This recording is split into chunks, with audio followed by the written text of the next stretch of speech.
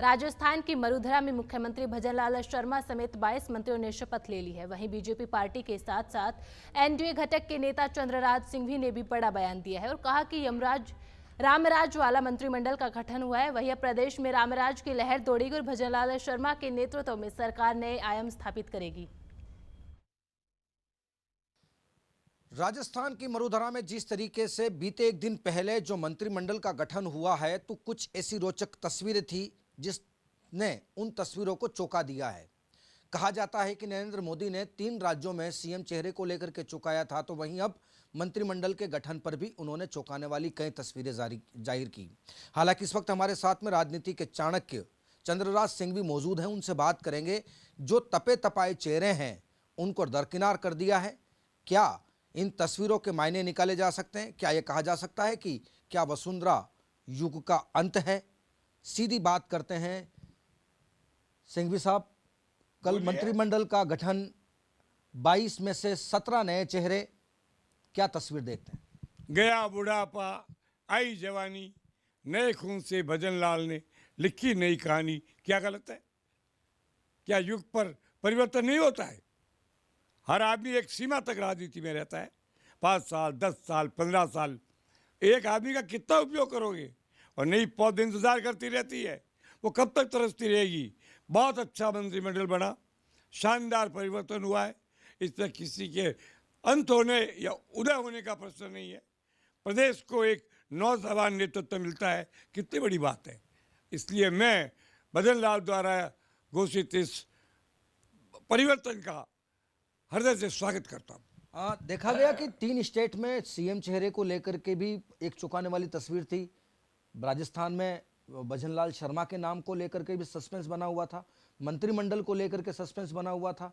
तो क्या ये माना जाएगा कि जो तपे तपाए जो कद्दावर जो नेता थे बीजेपी में, क्या उनको अब धीरे धीरे दरकिनार किया जाएगा? आपने कभी पेड़ देखा है?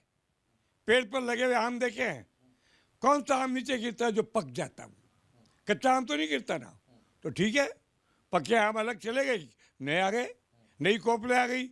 आई एम वेरी हैप्पी कि इतना बड़ा परिवर्तन किया गया है। इसके लिए बधाई अमित शाह भी और मोदी जी बधाई के पात्र हैं। और मैं नौजवान पीढ़ी को कहता हूँ कि आपका भविष्य उज्जवल है। आप भी नौजवानी में कुछ भी बन सकते हो, प्रयास करो। आप बताइए क्या गलत हुआ इस पर? आप देखा तपे तपाए, तो तपे तपाए लिए है ना, बड़े कद्दावर तपे तपाए लोगों को लिया है। अब जिसमें खिललाल मीणा जैसा मजबूत आदमी हो, मदन दिलावर हो, गजेंद्र खीसर हो, तो वो तपे तपाए नहीं है। सारे ही तपे तपाए थोड़ी होते हैं। कुछ अच्छे भी रहते हैं, कुछ बुजुर्ग भी रहते हैं, कुछ मजबूत भी रहते हैं। उस प्रकार का एक कॉम्बिनेशन किया है। और सबसे बड़ी बात, सर्व जातियों का इसके अंदर प्रतिनिधित्व है। ठीक है, जैन समाज को कम मिला, मगर जैन समाज अदरवाइज बहुत समृद्ध है, उसको इससे फर्क नहीं पड़ेगा, ऐसा मैं मानता हूँ। अच्छा, कल जो तस्वीर थी उसमें कन्हैयालाल चौधरी और संजय शर्मा ने सीएम के पैर छुए, तो ये कहा जाता है कि सियासी सिर्फ अटकलों पर टिकी हुई रहती है। कितना झुकता है कौन, कितना व्यक्ति रुकता है? ये मनुष्य का व्यक्तिगत चरित्र है। मैं तो किसी के पाँव नहीं छूते, जिंदगी में नहीं छुआ। मोदी से मिलाऊं, पाँव तो उनके भी नहीं छुए। अब ये आदत है अपनी अपनी। कोई आदमी अति अनुग्रहित फील करता है तो पाँव छू लेता है। इसके अंदर राजनीति नहीं देखनी चाहिए। ये व्यक्तिगत चरित्र का मामला है, राजनीति का मामला नहीं है।